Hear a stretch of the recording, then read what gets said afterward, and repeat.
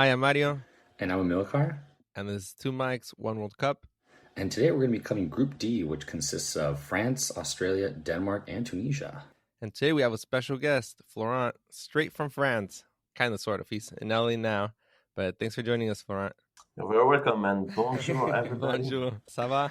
Ça va, super. Oh, well, thanks for being here. Where in France are you from? I am from the Alps, so basically close to Switzerland, and close to Lyon, if you know some Ligue 1 clubs. I lived in Paris for 9 years, so I guess I'm rooting for Paris now since I moved there for college. And yeah, big football fan. I'm not going to say soccer. I'm sorry for everybody. It's going to be football only on my end. Yeah, you'll be upset if you hear the other episodes. Then we've been calling it soccer. That's fine.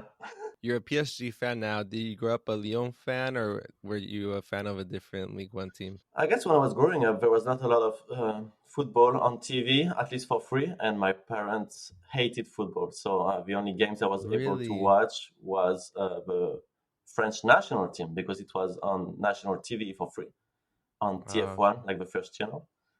So basically, I didn't have any favorite clubs or whatever. I had some, every year I had the Panini stickers magazine, whatever. Oh, yeah, I remember those.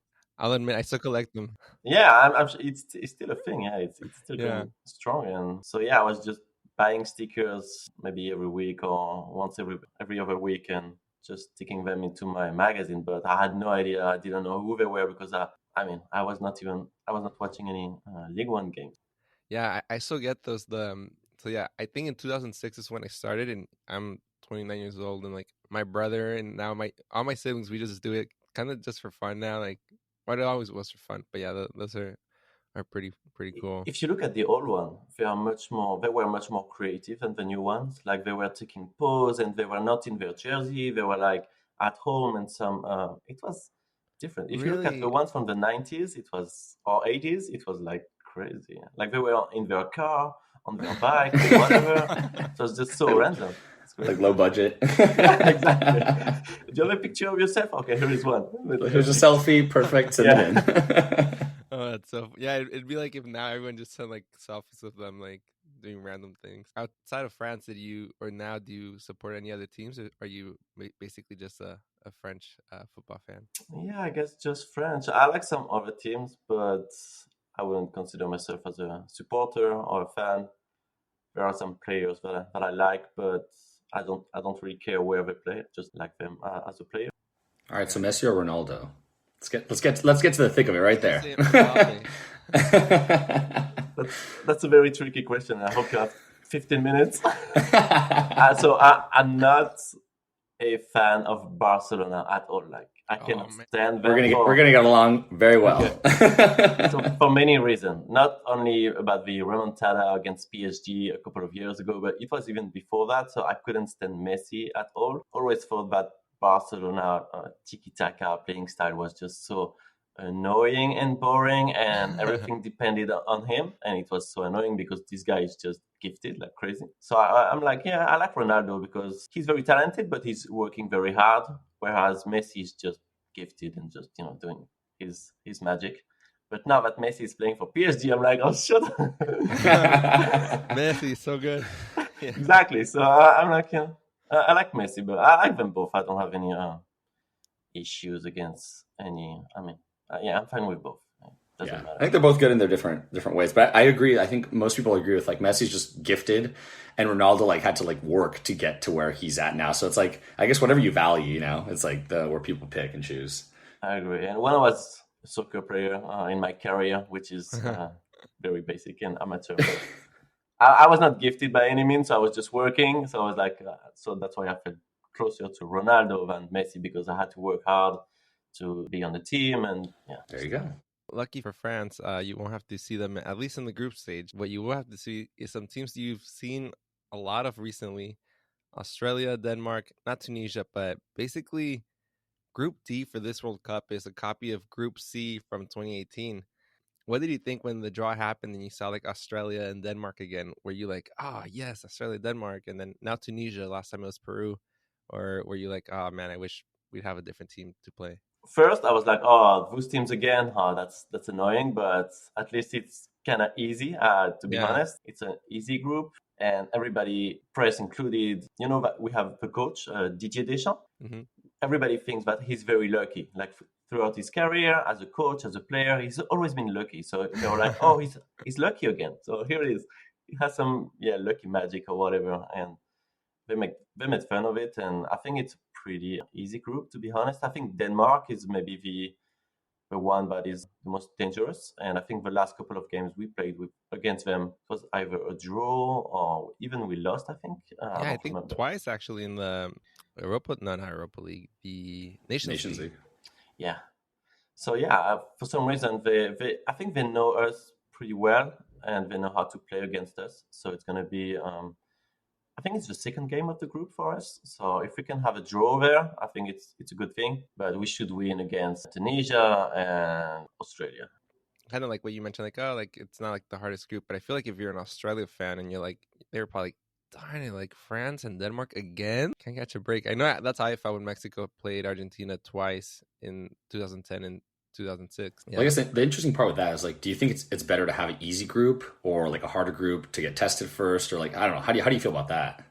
Great question. France usually starts the World Cup very slowly, and they are very bad at first. Like if you look at the World Cup 1998 that we won, the group stage was against Saudi Arabia, South Africa, whatever they were, and we were just not playing great. Same with World Cup 2006 that we lost in final against Italy with the famous Zidane headbutt.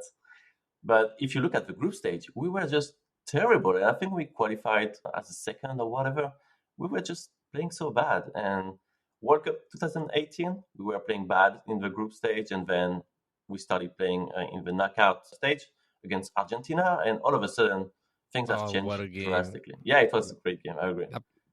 Been my favorite game. We've talked about this before at work, but the Pavard goal is just amazing. You watch it like in real time and it looks just like a really cool goal from far away, but you watch it in slow motion. I feel like you could put like a violin soundtrack to like how cool that goal is when it's like moving, like in the way he hit it on the angle. The only issue with that goal is that it's been scored by Pavard. I think like this guy is not great, and for some reason he just scored a beautiful goal. And then he's not so great again, so it's like good for him. But yeah, it's if Pogba or Mbappe or Ronaldo or whoever scored this goal, I guess it would have much more views and much more significance. Yeah, exactly. True. So so to answer your question, I'm very happy that we have an easy group stage because we usually suck at first, and right now I feel like the team is not playing well. We have a lot of injuries. It's going to be very complicated. Yeah, the injuries part, like Paul Pogba's recovering from knee surgery, so he's kind of like hopefully going to be back in decent shape by the time the tournament starts. I do want to get to this a little bit later, and I want you to properly say all the French players' names, but Conte will miss the World Cup due to his injury. Varane recently had an injury as well. We're not sure if he's going to play. Like, how do you feel going into, it's like key players from like your 2018 squad potentially not playing or not playing for sure? I'm feeling bad, honestly. Like I think we're good on the attacking front. Like we have Benzema, Mbappe, Dembele, Kingsley Coman. We also have Giroud and Griezmann who can play in a different system. So I think on the attacking side, I think we're good. But on the midfield side, like midfielders, because Pogba is probably out or maybe out of shape, and he has an issue with Mbappe. So I guess I'm not even sure who will make it to the World Cup. And Conte really? They don't get along? No, so there was an issue with Pogba recently, like a scandal with his brother, like in gunpoint, and they were asking him for like 13 million euros or whatever, and then like it's between the Pogba brothers. Paul Pogba has two brothers, and one of them he's just not getting along with for some reason, and looks like his brother, who's also a football player, sorry, but he's not doing great. So I guess there is an issue, like family issue, and then his brother said that Pogba went to see like a witchcraft or whatever the name is in English, in order for Mbappe to have like an injury or something. What? Oh, wow. And I know that at the Euro 2020 game against Switzerland that we lost, round of 16, I guess, a terrible game. I think at the end of the game, Mbappe and Pogba family in the stands just had a fight or whatever. It's wild. Oh wow! Almost sounds like it's like a scripted show or something. Almost drama. Yeah. Sounds like Pogba's brother's maybe even better in the attack than Paul Pogba. It's crazy. I don't know how the group is living right now, but I feel like if we go to the quarterfinal, I would be happy. I think it's going to be a good result. I don't see France going further. To that point, like we've seen a lot of recent World Cup winners or even finalists in France in 2006. The following World Cup, they just can't really do as well. Like in France, they lost the final in 2006 and then couldn't get out of the group stage. Then Spain won the World Cup in 2010 and then couldn't get out of the group stage. And then we side with Germany as well. That's very true for France. Sorry to cut you off. Yeah, go for it. We won the World Cup 1998, and then we went to the World Cup 2002 in South Korea and Japan. And we have like Thierry Henry, David Trezeguet, so many great players, and we just sucked. We didn't win a game. I'm not even sure we scored a goal in 2002 with the best attackers ever, like we ever had.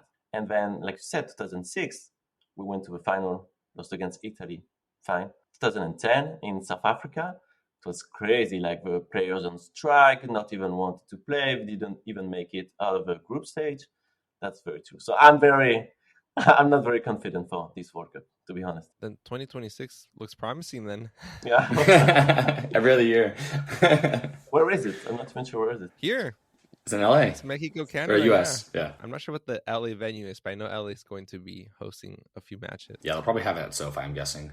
But I think the crazy part about the injuries, and you're talking about the midfield's a little bit weak, but so I'm a huge Real Madrid fan. So we have a lot of like the younger midfielders from France, so like Tchouaméni and Camavinga.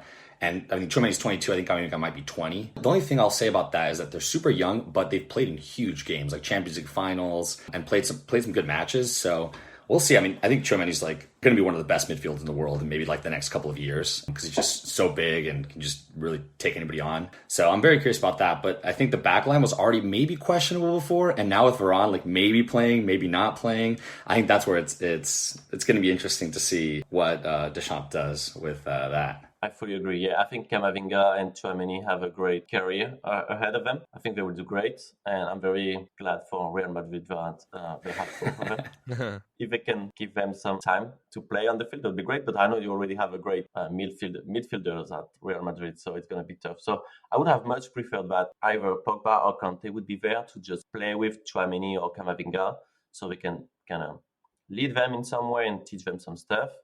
But if it's like both of them together at the World Cup, I think it's very risky for Deschamps. And I feel like he will play with less talented players, but more experienced, like Rabiot, for example, who's playing for Juventus. I'm not a big fan of him, but I think he has more experience and he kind of does what he's been told to do, whereas Camavinga and Tchouaméni are much more freestyle and like they kind of follow their guts. So it's but great players for sure. On the defending side, without Varane, it's like we have no man's land. There's nobody. To be honest, it's crazy. Yeah, well, speaking of Deschamps, though, how do you feel about him? I feel like it's hit or miss. People either love him or people really don't like him because he's so conservative a lot of the times. How do you feel about him? Well, first of all, I think he's very lucky. So I'm glad he's there. I think he's been the coach for a couple of years now, maybe 8 or something. I think it's time for a change. I think Zidane is going to be the next one, so I'm very excited about it. But Deschamps did some good stuff, you know. He won the World Cup, went to Euro final. I give him a lot of credit. Yes, it's pretty boring sometimes. It's very efficient. It's like if you win 1-0, he's very happy with it. He's going to just jump everywhere. But when you see the squad, you can expect a bit more than just winning like 1-0. I like him. I think he's just tired, and I think it's time for him to move on and give the team to Zidane. Yeah, I agree. I think Zidane's going to be amazing. I mean, I'm obviously biased about that, but his coaching has been crazy. But also the interesting part is that this year you're going to have Benzema, which, I mean, is a huge upgrade over Giroud, I would say. Nothing against Giroud, but Benzema's just like light years ahead of him. So, I mean, I think you can almost argue that this team is going to be, on paper at least, stronger than maybe the team that won the World Cup. So that's also like the other side to think about too. So I agree. Yeah, I agree. And the thing is with Benzema, and that's why France has been struggling, I guess, the last 2 years, because Benzema came back to the squad after some issues with teammates and scandal as well. Like, he's very French. But so the thing, when you play with Benzema, you cannot really play with Griezmann anymore because we cannot play the same role, and you cannot play with Giroud. So I feel like that Deschamps didn't really try 2 different systems. He tried to play with Griezmann and Benzema and Mbappe all together, and it's not working. I think it would be better with Benzema, Mbappe, and Dembele on the side. and have a different system with Giroud, Griezmann, and maybe Mbappe somewhere in that trio. But of course, Benzema is a big upgrade versus Giroud, but Giroud has played so well for France. I think he's like the second time most scorer ever for France, below Henry. I think Thierry Henry is still the top one, but he's getting very close, like maybe 4 or 5 goals away. So it's very exciting. I'm a big fan of Giroud. I think he's playing well. It's just a very different style than Benzema. Agreed. Yeah, and that Mbappe Benzema. Exciting, but we need some defenders, bro. You know, if you can score 5 goals, you just don't need to take 5 as well. So it's a matter of balance. I think the team that's probably going to challenge them the most is Denmark. Yeah, so Denmark, they're ranked at number 10 in the FIFA rankings. Been to the World Cup 5 times, and they obviously qualified automatically through UEFA, and I think they were undefeated in the qualifying, so that was huge for them. They made it to the Nations League Group A, which is huge. They had a really good Nations League, and then they had that really dreamy run to the Euro Cup semis where they lost to England, unfortunately. But I think the biggest thing that we can say about football is like it's a very emotional sport. So I think emotions will take you a long way. And I think the Eriksen story and the comeback with that is going to be huge. So I think Denmark is going to be riding that. You know, obviously everyone knows about like the heart attack that he had and stuff, and he already came back and he's already played some friendlies and scored some goals. So I think that's going to be huge for them. So I think if anybody's going to challenge France, it's going to be them, because they're also really, really deep. They can play in multiple different formations. And when you're talking about games that are every other day or every 3 days, that maybe players aren't used to playing like that, it's going to be huge to have rotations. Yeah, I think the Denmark squad, like you said, very, very deep. They're all playing top teams around the world. And I feel like if you're Denmark, you're probably pretty confident going into this group. Your last 3 times you've played France hasn't been able to beat you. France is in the 2018 World Cup. France tied with Denmark.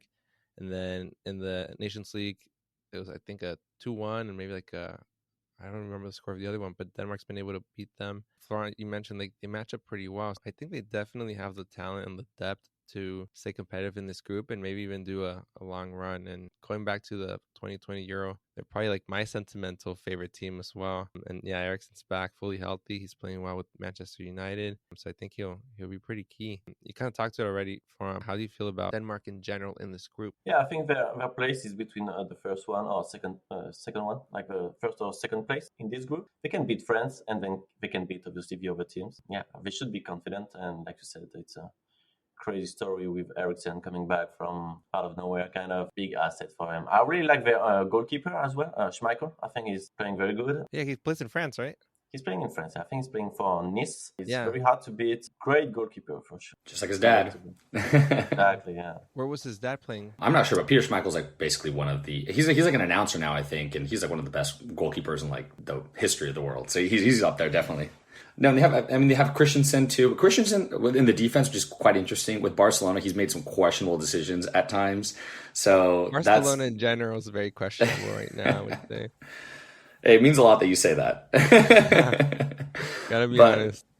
Yeah, so I mean, a thing like that in the World Cup, if you have any low-scoring games, could really be the death of you, you know. So they do have a good midfield, really good attacking players, but the defense might be a tough spot there. I think they have the talent, so I think they're pretty well positioned for this group. And if I like that, sorry, they have the talent, but they also really look like a squad, like a real team. They play just for one another, and I think that's a great asset and a great strength for them. Whereas France has maybe more talent individually, but they play less as a team. I agreed to that point. Like when Eriksen went out at the Euros in the first game, like they still had a pretty good run on their own, and sometimes I think you see it in sports, like when you take out the key figure from a squad, it makes the other players like step up and they kind of realize, you know what, we can get it done. Like we have the talent here to still like play good football. To your point, I think, yeah, they're a strong squad and now they know they can get it done and they have that main piece back. I think they're, if anything, a better version of what they were in 2018. I'm excited, especially for the France-Denmark matchup. Yeah, and that's, I think, that's the last one, right? Oh, no, it's the second match they're playing. Yeah, so that'll be good.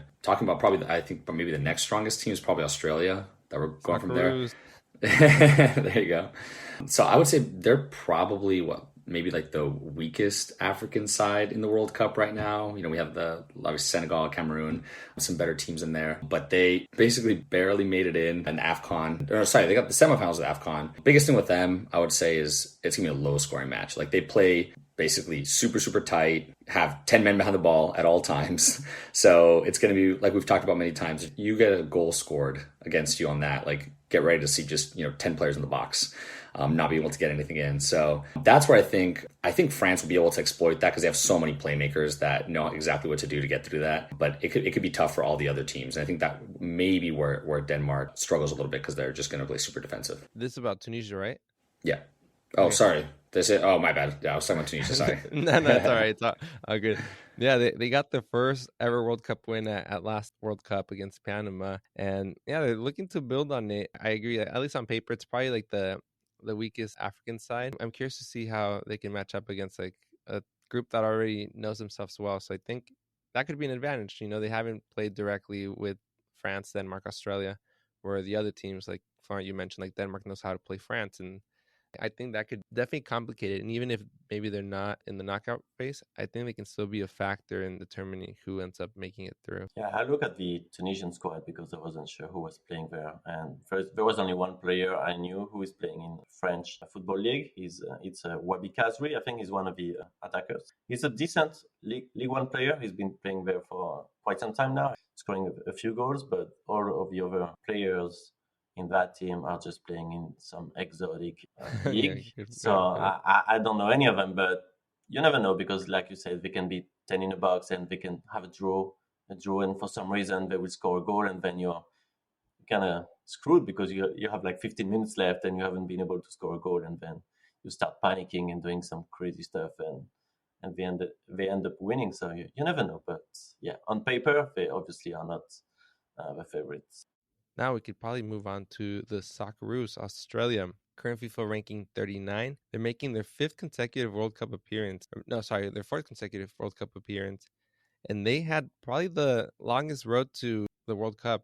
Their qualifying stage was 20 matches. They played in their division, then they had to go play Saudi Arabia. I believe no, I think it's UAE. And then after that, they had to play Peru in a playoff, and they beat them on penalties, so just barely made it through.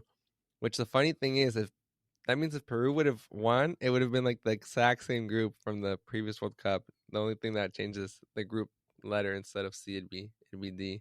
Or actually, no, not the same group, but it would have been, you would have either way had three of the same teams. What do you guys think about Australia in this group? I mean, I think the biggest thing with them is that they're so attacking, or they're like a very physical side. So when you talk about them, is just they're just going to go all out with tackles and go crazy, which could really, really frustrate a lot of these teams, especially the top teams. Get really frustrated when people are just pressing them at all times. Maybe they don't play that way usually, so that'll be very kind of interesting to see. But they also lost a lot of easy games, I guess you could say, like Japan, the United Arab Emirates, like they lost those games. So I don't think anybody was really expecting them. I mean, I was expecting Peru to come out of this one and not Australia. So this is definitely a weaker Australia side that's coming out of it. But like Florent was saying, like you never know. Like a lot of these teams that have nothing to lose are just going to throw it all out there and see what they get. Yeah, I fully agree on that. I guess they are very physical and are very, very strong and pretty athletic overall. And I remember at the last World Cup, because we played them, I think we won 2-1, but we had like a penalty. It was not very, Yeah, I think an own goal too from the Australia side. maybe, so it was tough. And because, like French players tend to overlook at them and play some fancy football, whatever. But the Australians are just so happy to be here and so in it from the first minute to the last minute that you can take you by surprise and you may not be prepared for it. So you need to be like I think you should play against Australia like you would play in the Premier League. It's very physical. You have to be in from at 100% from the first minute to the last minute. Otherwise, you can have a draw and it's going to be very messy. Yeah.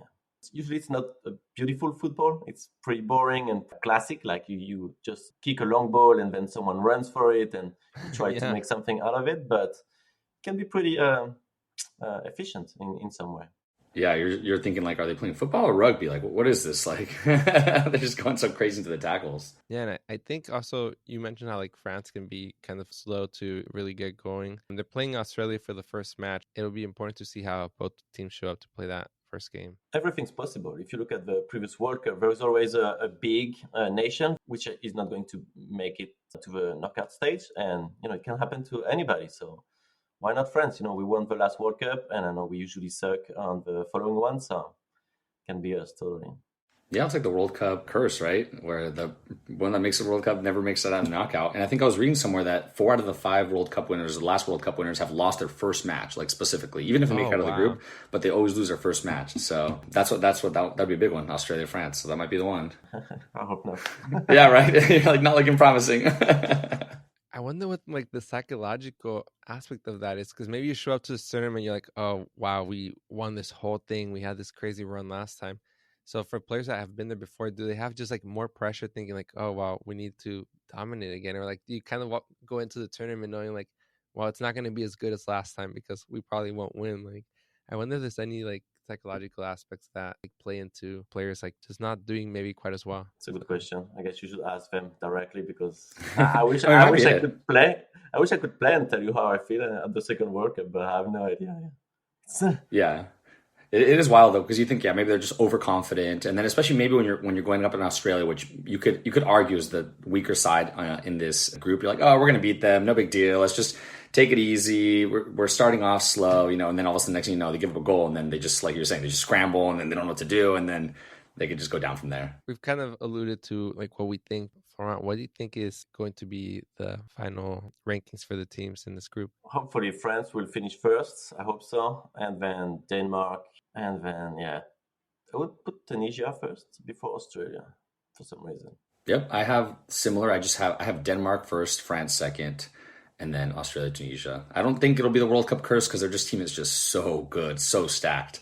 So I don't think it'll be that, but I don't know. I think they'll lose a game here or there because we talked about the overconfidence and stuff. So I got Denmark first on that one. I agree with all of you. Like France, I think for sure is going to make it through. They have too much talent not to make it through. Like you see the lineup and the teams they're playing at, and you're like, oh, wow. I'd say I have probably Denmark second, France winning the group as well. But if I had to make a bet on a team making a deep run, maybe in a way like a dark horse, like I think Denmark's that team, that the unexpected team that can make it like to the semis. Probably not a final, kind of like a Croatia of last World Cup, but maybe I'd say like semifinals being the ceiling for them. What do you all think is the ceiling for each of the teams that you have going through? So I think I kind of agree. I know Florent, yeah, it said that you thought France was going to the quarters. I think the quarters would be like, or like you were saying, like that was the best situation would be. I think they'll get out of the knockout, win a game, and then I think maybe the round of 8 is where they'll get stuck there because the talent. I mean, I think the talent around across the whole World Cup is gonna be crazy. But I think Denmark get out of the knockout, and I think the same way. I think they go to the final 8, and that's where it ends there. I would agree with that. Yeah, or maybe France would make it to the quarter, but I'm not very confident. It depends. We need more than we have seen in the last couple of games and months from France to go to the quarterfinals. If they can make it happen, great. They can go pretty far. But if they don't, yeah, we're gonna lose like against on paper a less talented team like we lost in Euro 2020 against Switzerland. I mean, Yeah. that's not professional. Hey, it went to penalty, so it was pretty close, but yeah, an upset nonetheless. Well, we are very excited for this group, especially the France matches. Florent, if you had a good time, would you come back and maybe talk to us after France has some other games? I would be very happy to come back at the knockout stage if France is still there. Or even if they are not there, so I can just be rude on them. I would be happy to do so. I have a question for you. Oh, he left. Yeah, But of course. who do you think will win the World Cup? Oof. I think we lost Amilcar right now, but I'll go in the meantime. I'm still building out my bracket as we've been filling out each group. We've been putting in our top 2. I've been thinking Argentina recently. I just think it's gonna be like the fairy tale ending for Messi. They look pretty good. They finally like won a big trophy with the Copa America, so I think it might be Argentina. What do you think? I agree, actually. Yeah, I think it's their time. I think it's the last World Cup for Messi, and looks like all the squad is getting prepared for that event. They just don't play so well on their respective clubs right now. They're just too focused on the World Cup. So I guess Argentina will go to the final. Maybe they will lose there, but they will lose there. But yeah, I see them going very far. Milka, we're basically just giving our predictions, and we both agree that we think Argentina is either going to win or make it to the final. But who do you have Do you have España bringing it home again? Oh man, I would love that, but I mean, when you look at their squad, it's not as deep as it's been in the past years. It's way younger than it's been in a long time. No, I think I have. I hate to say it, but I think Brazil is going to be like the biggest powerhouse. And I hate to see them. I say I hate it because they've won so many World Cups already. It's like, gosh, but I mean, Vinicius Jr., Neymar. I mean, we'll talk about them at some point, but they just have such a stacked team, so it's hard to bet against them. To be honest, I have France going a really long way, but these injuries have kind of scared me, and I thought I've started like kind of scale back on where I think they're going to go, because originally I thought they were going to go be in the final or up there with wherever England gets to. You know, I think they were definitely the favorites to win. So these injuries are tough. Like, I mean, Conte is a huge piece that they're not going to have. So that's the only reason I'm in the final. Well, I'd be happy if either of those two come true. I think European sides have won it too much recently, and being from North America or just the Americas in general, it'd be nice to have someone from either North or South America win it, and it probably won't be North. So I'll take that. That about wraps it up for today. Florent, again, thank you for joining us. It was a pleasure having you. Yes, thank you. Thanks for having me. It was a lot of fun, and I hope I will be your guest next time. Be very happy to be. Oh, we will definitely take you up on that. Thanks for joining. And to our listeners, make sure to tune in next episode where we will be covering Group E. Yep, and my name is Amilcar. I'm Mario, and this is Two Mics, One World Cup. Thank you so much.